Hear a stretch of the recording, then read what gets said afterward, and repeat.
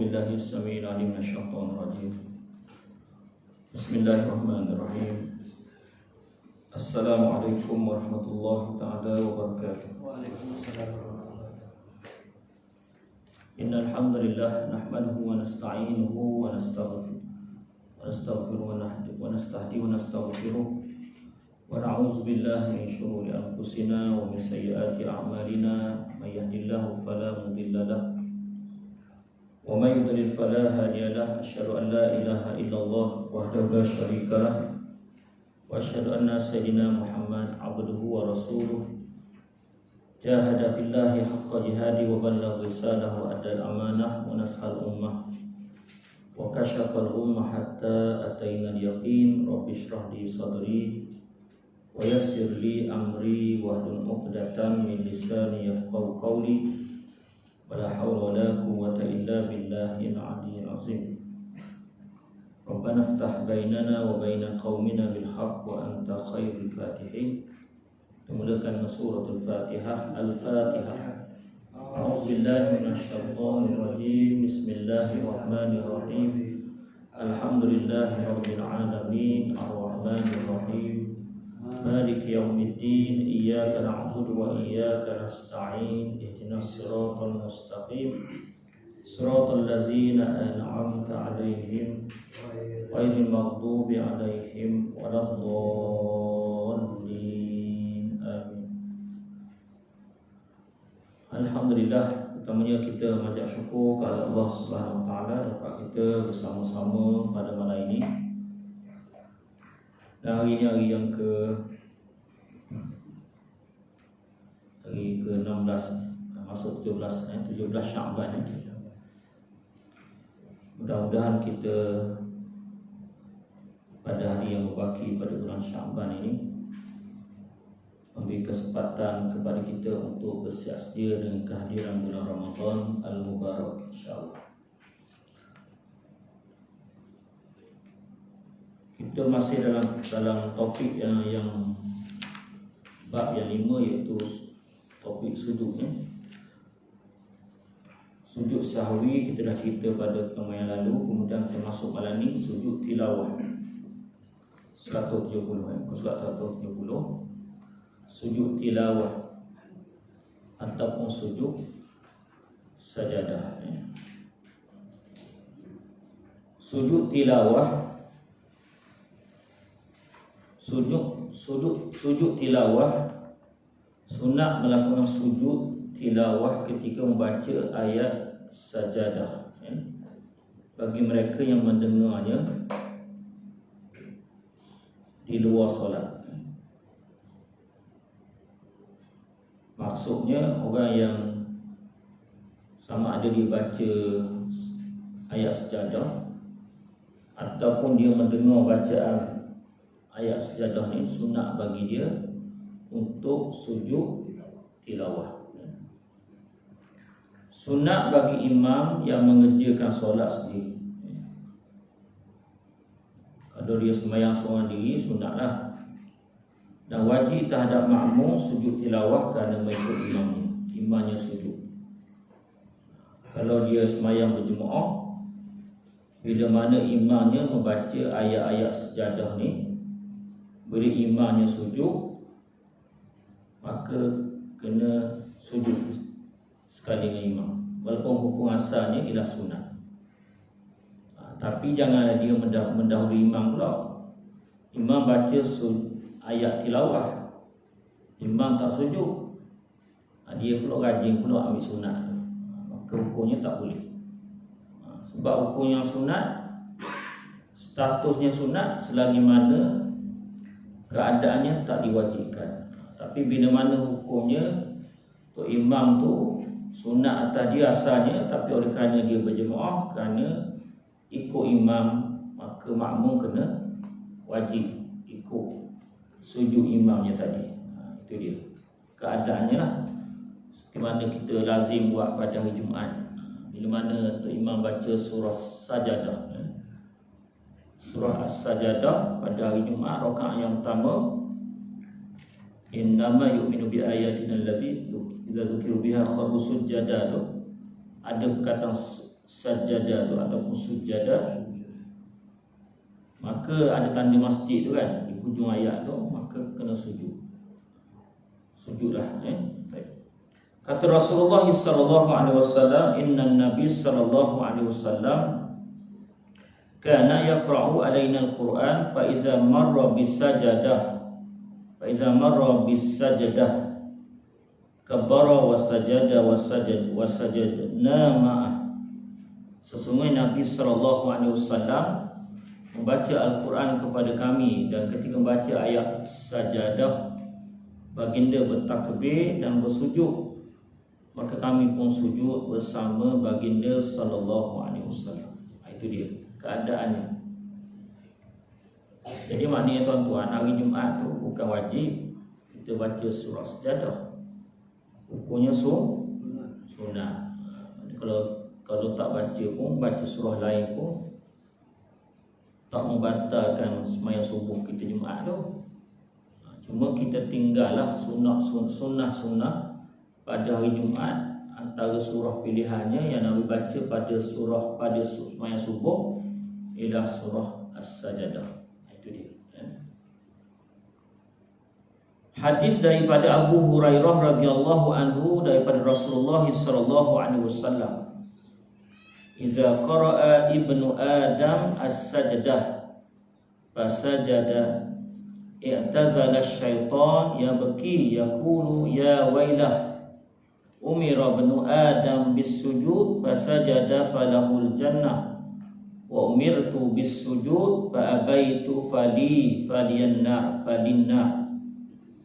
Bila anak Adam membaca ayat sajadah, hendaklah dia sujud. Nescaya perbuatan itu akan membuat syaitan menjauhkan diri daripadanya. Menangis. Syaitan ni bila baca surah sajadah, bukan surah sajadah, bila baca ayat-ayat sajadah lah, ayat-ayat yang disuruh kita sujud tu, syaitan ni dia i'tazala, dia menjauhkan diri. Bukan dia i'tazala saja, dia menangis. Lalu dia kata, celakalah aku. Anak Adam ni bila disuruh sujud, lalu mereka sujud. Syurga buat mereka. Bila aku disuruh bersujud tapi aku mendahaka, fa'abaitu, aku mendahaka, enggan, maka nerakalah buat aku, kata syaitan. Sebab antara arahan pertama kepada makhluk Allah ialah sujud pada Nabi, sujud penghormatan kepada Nabi Adam ni. Allah SWT bila suruh orang beriman ni sujud, tak nanti banyak bertelakah apa, dia terus sujud dengan satu arahan saja, sujud. Tapi syaitan ni dia ingkar dengan perintah Allah Subhanahu Wa Taala. Jadi makna sujudnya kita tu melambangkan kerendahan kita pada Allah, walaupun arahannya bersifat umum, tapi bila disuruh sujud tu kita sujud. Sujud ni kan bukan perkara, sebab dia punya lambang kepatuhan kita pada Allah Subhanahu Wa Taala, nilai ketundukan kita pada Allah. Baik. Siapa dia dekat ke apa?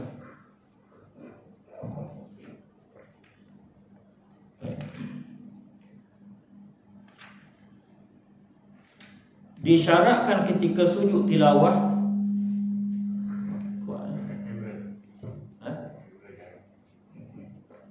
disyaratkan ketika sujud tilawah dan sujud syukur sama seperti syarat solat. Terdapat 14 tempat ayat sejadah dalam Quran. Jadi tuan-tuan, kalau kita dalam semayang, kita tak ada masalah dah, sebab kita ni memang ada wuduk dah dalam semayang. Tinggal lagi kalau kita di luar semayang. Di luar semayang tu syaratnya mesti kena ada wuduk juga. Ada wuduk dan menghadap kiblat.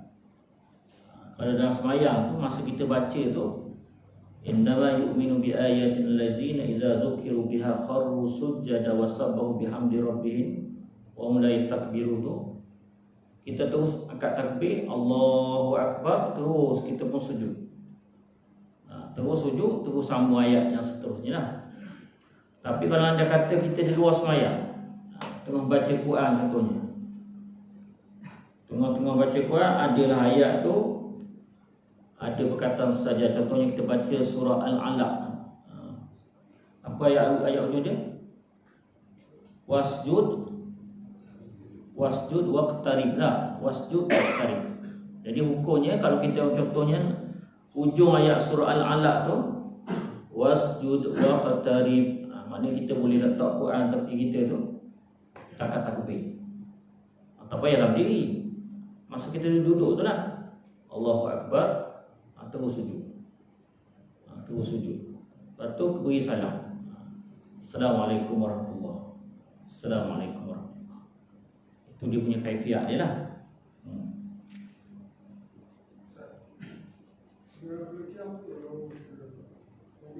Macam mana? Tak perlu qiyam, tak perlu qiyam. Angkat takbir saja.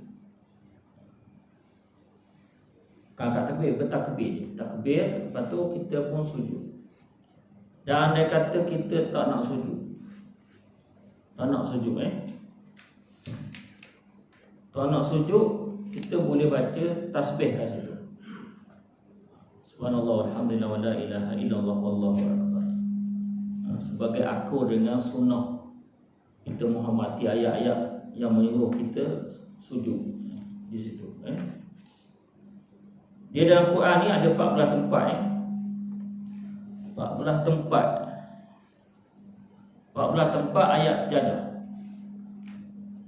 Boleh tengok nota syarah tu. Antaranya surah Al-A'raf, surah Ar-Ra'd, surah An-Nahl. Nanti buka dalam Quran tengok betul tak dia ada perkataan sajadah di situ. Surah Isra, surah Maryam, surah Al-Had. Kalau tengok sini surah Al-Had ni ada 2 tempat Surah Al-Furqan, surah An-Naml, surah As-Sajadah ayat 15 yang selalu kita hari Jumaat tu. Surah Sad, surah Fussilat, surah An-Najm, surah Insyiqaq dan surah Al-Alaq. Tuan-tuan faham tak maksudnya? Yang ada dia punya simbol masjid. Ada. Tuan-tuan tengok dalam Quran tu ada tempat yang ada ujungnya, contoh ujung tu ada tanda masjid. Ada tanda masjid. Nanti bolehlah balik rumah nanti boleh buka. Tengok kat mana dia punya tempat. Baik. Perlu dinyatakan bahawa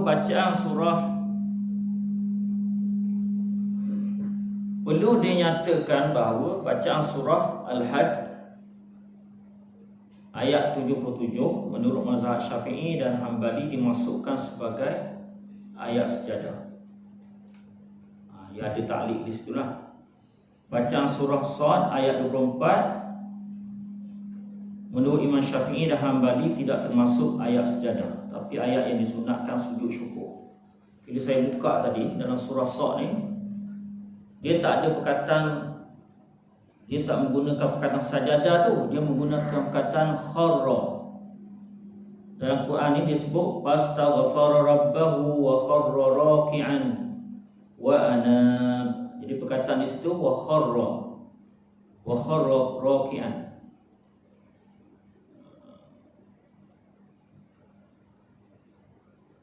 Dia punya perkataan wa kharra, tapi dia beri perkataan di sini, maksud dia sujud dan bertaubat. Sebab tu dalam Quran ni dia sebut ada tanda-tanda sejadah juga. Berlaku khilaf kat situ.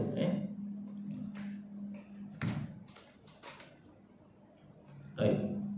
Ada soalan tentang sujud sejadah?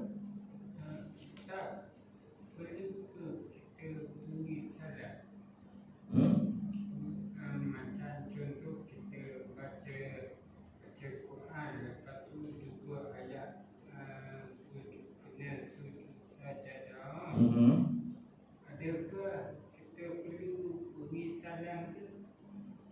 Baik. Kaifiat dalam semayang dia tak perlulah.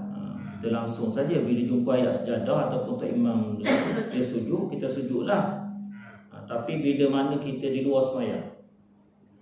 semayang, secara kaifiatnya ialah akad takbir, kita sujud, lepas kita nak bangkit daripada sujud tu, kita beri salam. Itu kaifiatnya yang diajar oleh kitab fiqh kita lah. Itu kaifiatnya. Tapi kita kena faham bahawa itu hukumnya sunat. Tapi sunat pun dia besar ganjarannya kerana dia bercanggah dengan perangai syaitan lah. Syaitan ni bila suruh sujud dia tak peduli. Tapi manusia ni, orang yang beriman ni, jumpa ayat sejadah sujud selalu. Itu dia punya powernya. Jadi membeza kepada perangai syaitan. Syaitan buat dono aja. Orang beriman ni baca ayat sejadah macam orang Islam kan? Orang yang betul-betul orang yang taat patuh dengan Allah ni. Dia tengok lampu isyarat warna apa dia follow. Dia seorang melambangkan diri orang yang taat pada perintah Allah. Baik.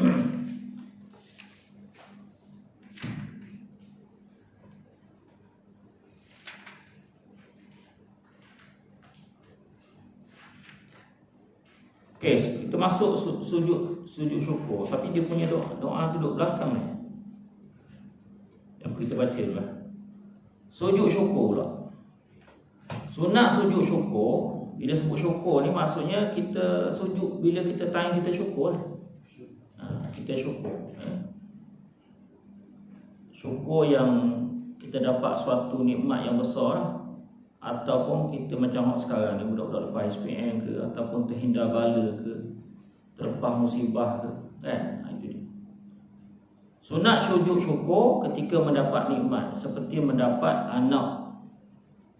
Lama tak ada anak ni, tiba-tiba dapat anak. Tahu suami isteri dia mengandung. Bukan suami dia mengandung, isteri dia mengandung, kan? Kalau suami dia mengandung, pelikkan tu.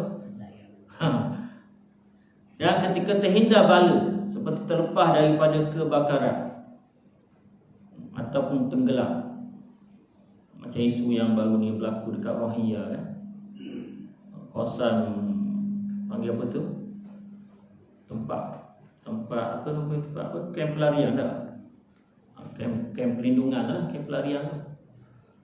Buat dia terbakar, tiba-tiba ada satu rumah ni di kawasan terbakar, padahal mudah sangat terbakarnya. Tapi ada satu rumah tu, di tempat kebakaran tu, dia terhindar, sedangkan ada orang dalam tu. Ada orang dalam tu. Ada seorang perempuan, suaminya keluar dakwah. Berapa hari tak keluar dakwah, tuan-tuan, tak balik lagi. Dan perempuan tu stay dalam rumah tu, tak keluar ke mana. Dengan berkat bacaan Quran dan sebagainya, Allah lindung dia dalam rumah tu. Dan kiri kanan ni kalau tengok kebakaran rumah, bukan rumah batu, rumah batu hangus dah.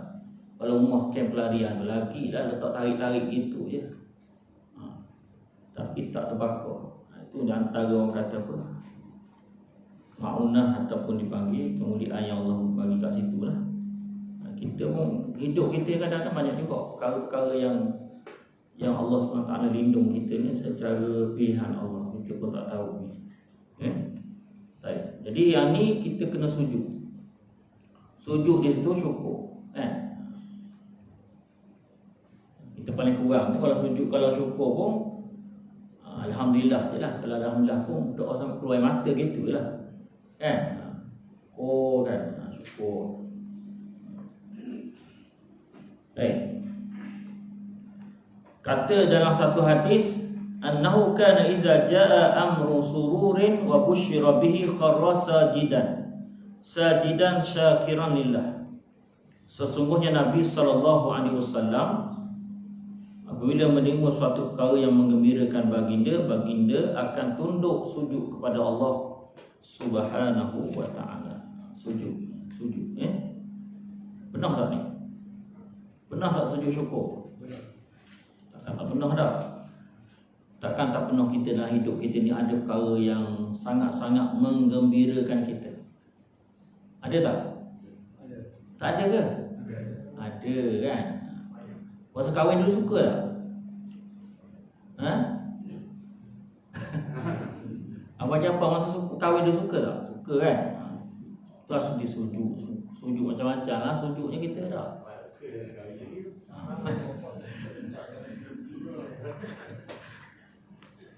Maknanya dalam hidup kita ni ada perkara yang sangat menggembirakan kita. Dapat anak syukur, anak belajar masuk U syukur. Ni sekarang ni orang tengah isi permohonan IPTA, UPU. Macam-macam lah sekarang. Termasuk saya pun, anak saya. Jadi maknanya masing-masing ni sedang menunggu permohonan satu, menunggu permohonan diluluskan macam mana kan. Jadi masing-masing yang ada anak tu begitu. Begitu jugalah keadaannya macam-macam lah. Hajat kita dalam hidup kita ni tiba-tiba dapat benda yang kita ada hajati tu. Baik. Dalam hadis daripada Abdul Rahman bin Auf radhiyallahu anhu, beliau berkata, sajadan Nabi sallallahu alaihi wasallam fa atala as-sujud summa rafa'a ra'sah fa qala inna Jibril atani fa basyarani fasajadtu lillahi syukra. Nabi sallallahu alaihi wasallam sujud dan memanjangkan sujud, kemudian baginda mengangkat kepala. Baginda berkata, sesungguhnya Jibril datang menemui aku dan beritahu satu yang menggembirakan aku, maka aku sujud kepada Allah kerana rasa syukur pada Allah Subhanahu wa taala. Jadi maknanya Nabi pun dia tunjukkan contoh kepada kita. Bila datang suatu perkara yang menggembirakan, maka Nabi sallallahu alaihi wasallam sujud kepada Allah Subhanahu wa taala. Sebab nilai sujud kita bukan sujud pada sesiapa. Dah, kita sujud pada Allah saja. Sujud syukur dilakukan 2 solat. Sujud syukur dan sujud tilawah dilakukan sebanyak sekali saja, berbanding sujud sawi sebanyak 2 kali. Jangan rajin pula. Awak sujud apa tadi? Sujud tilawah. Sujud apa? Sujud tilawah lah. Sujud syukur. Tak apa 2 kali. Sebab saya dapat nikmat hak berganda-ganda. Tak kira berganda ke tak berganda ke, kalau sujud syukur berapa kali tuan-tuan? Sekali saja. Jadi jangan lebih dari tokel pula. Kan orang kata sekali. Macam kita tak boleh pattern, tak boleh kita nambah-nambah, tak boleh. Saya ustaz, subuh ni saya segar bugar betul ustaz. Saya nak sembahyang subuh 4 rakaat ustaz. Orang kata jangan, 2 rakaat saja. Jangan rajin buat benda-benda pelik. Ni panggil bid'ah. Menambah-nambah hak Nabi tak suruh. Kan?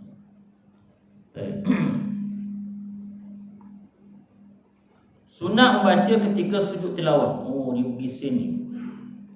Patutnya hak sunat ni duduk belakang ni dah. Patut duduk kat sini lah patutnya. Sujud tilawah tadi. Tak apa, kita baca Sunat membaca ketika sujud tilawah. Yang ni biasa dah. Mari sama-sama kita baca. Sajada wajhiya lilladzi khalaqahu wa sawwarahu wa syaqqa sam'ahu wa basarahu bihaulihi wa quwwatihi fatabarakallahu ahsanul khaliqin. Biasa baca ingat dah. Ingat cuma maksud dia atau apa nak ingat. Jadi kita kena ingat apa dia tu. Ada hak point nombor sebelah. Maksud dia kata sajada, aku sujudkan wajahku. Muka kita hak mulia ni kita sujud atas tikar sejadah. Sembangkan muka kita ni, Sujudkan wajahku ini kepada yang menciptakannya. Khalaqahu, menciptakannya. Wasawwarahu, lepas cipta, wasawwar, taswir, mewajahkan kita, merupakan kita ni. Bukan mak kita rupakan kita, kan? Ayah kita bukan rupakan kita, bukan. Dia tak calik-calik je. merupakan kita. Wasyaqqa sam'ahu, dia membuka pendengarannya dan membuka penglihatannya. Itu hebatnya Allah tu. Kan? Ada orang ada telinga. Telinga ada mata tapi jadi pekak. Ada mata tapi jadi buta. Kan? Jadi dia ada fizikal saja. Nampak fizikal ni. Nampak fizikalnya. Mata pun ada dia punya matanya. Tapi penglihatan Tuhan tarik. Ada juga orang yang dipanggil apa tu, fizikal ada. Hak secara maknawinya dia pekak. Pekak ni bukan pasal dia pekak yang asal, tidak, tapi dia mempekak, betul tidak ayatnya? Mempekakkan diri dia. Buat saya dengar tak dengar gitu. Kan? Ada mata orang Terengganu sebut pelohor mata dia. Mata nampak pelohor mata dia, cerah. Tapi buat tak nampak gitu. Kan? Buat tak nampak gitu. Itu yang bahaya tu. Yang dipanggil apa? Buta mata hati. Kan? Buta mata hati. Bila telinga pekak, telinga pekak tu tak? Telinga pekak. Bila telinga pekak, bila mata buta, bila hati buta lah, hati berkarat, habis jeng. Ibaratnya hidayah atau tak ke mana lah dia. Sebab tu tuan-tuan kita minta 3 salurannya Allah bagi. Sebab tu tuan-tuan buka dalam Quran, tuan selalu sebut sam'a wal basara wal fu'ad, 3 perkara dia serangkai. Sam'a wal basara wal fu'ad, 3 perkara. Tuan cek dalam Quran tu dia akan sebut serangkai. Sam'a wal basara wal fu'ad, 3 perkara. Sebab apa 3 perkara? Sebab ni saluran kita dapat hidayah ni. Orang yang jadi tak nak berubah pasal 3 saluran dia tersumbat. Telinga tak nak dengar. Telinga tak nak dengar, mata tak nak tengok, hati tak nak terbuka. Jadi habislah cakap apa pun dia don't know gitu. Buat tak kisah gitu. Buat tengok tuan-tuan tengok orang baru ni 10 Syaban. Dah Nabi kata dah, malam ni 10 Syaban ni orang Allah akan perhatikan hamba-Nya malam tu. Allah akan ampunkan dosa. Ada orang buat tak kisah malam tu, dia buat tak kisah dia. Buat don't know dia. Dia malam-malam tu dia anggap macam malam biasa, tak ada apa pun fadilat bagi dia, tak ada. Dia tak kisah dia. Kan? Termasuk bulan Ramadan, dia tak kisah. Kalau orang yang ni, yang begini keadaannya, dia dah tersentuh dah hatinya. Macam mana Ramadan ni sempat ke tidak, tak tahu Ramadan aku ni. Tak Ramadan aku kali ni terbaik ke tidak, tak. Adakah Ramadan aku sama dengan Ramadan tahun lepas, tak tahu. Kan? Dia dah rasa sedikit pada hati dia tu. Sebab apa tuan-tuan? Sebab balik pada perkataan yang kita selalu, yang kita baca tu. Saqqa, Allah buka dia punya pendengar. Saqqa ni pecahkan. Saqqa ni. Kan? Pecahkan dia punya apa? Pendengaran kita. Pecahkan maksudnya terbuka. Terbuka. Boleh sajada wajhiya lilladzi khalaqahu wa sawwarahu wa syaqqa sam'ahu wa basarahu bihaulihi wa quwwatihi fatabarakallahu ahsanul khaliqin. Kita kata engkau lah ya Allah yang sebaik-baik pencipta.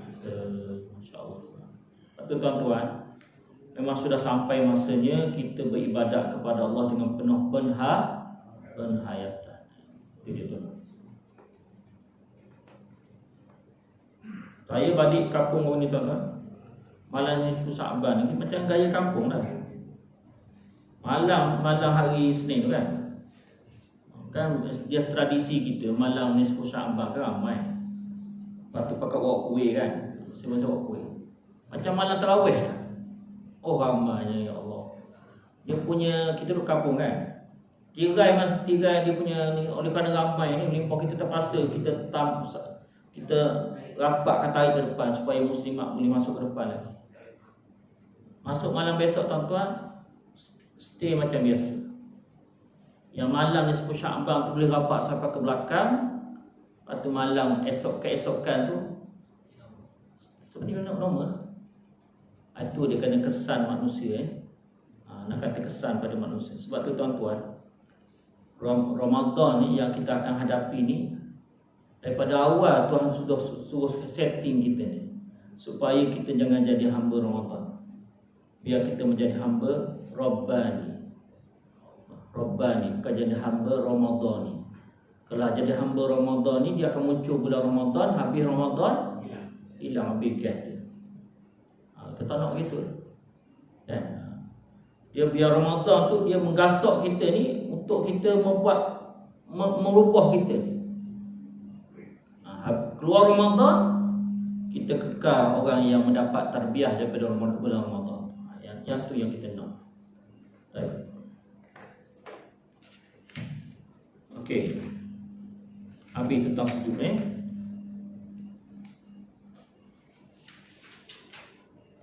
Kan tuan-tuan baca doa dalam surat kan? Allahumma afini fi badani, Allahumma afini fi sami ira, Allahumma afini fi sami, Allahumma afini fi basari. Minta afiat. Syahadah.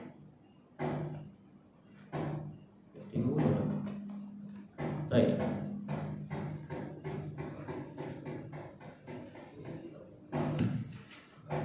Tambah berapa minit dah?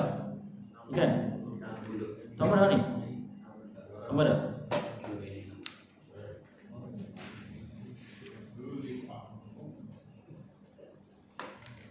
So sampai kat sujud ni, kat sujud saja.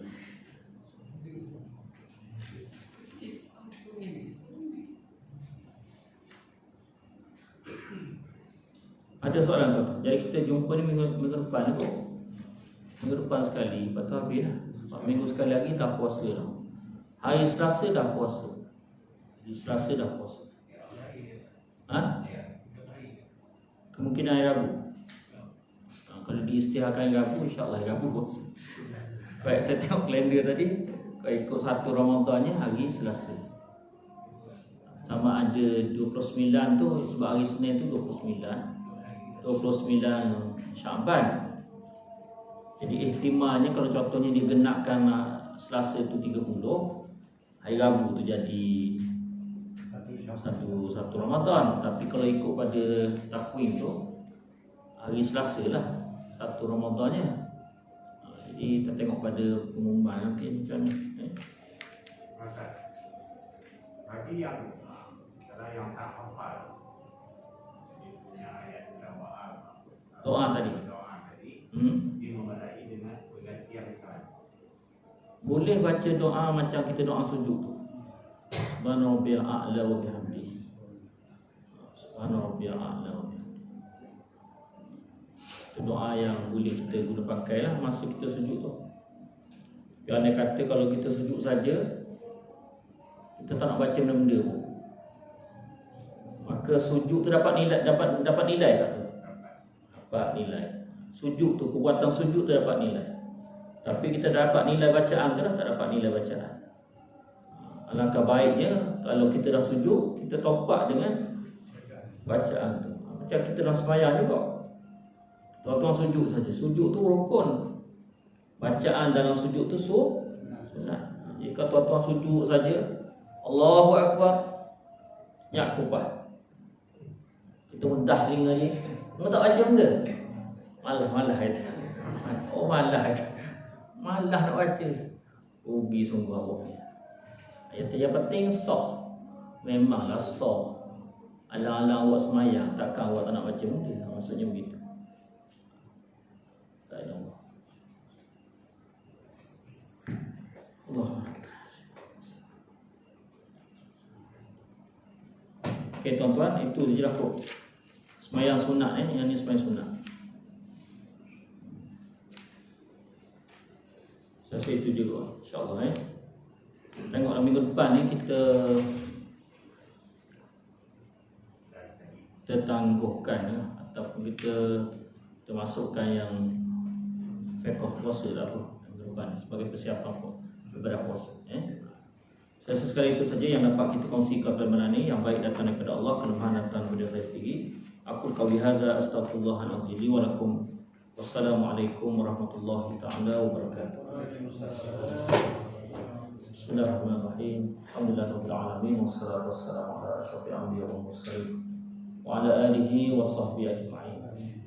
Allahumma barik lana fi Sya'ban wa ballighna Ramadan. Ya Allah, kami berkatlah kami pada bulan Sya'ban yang berbaki pada hari-hari kami ini ya Allah, dan sampaikan kami pada bulan Ramadan ya Allah. Bi rahmatika ya arhamar rahimin. Allah Rabbana atina fid dunya hasanah wa fil akhirati hasanah wa qina azabannar. Walhamdulillahi rabbil alamin. Taqabbalallahu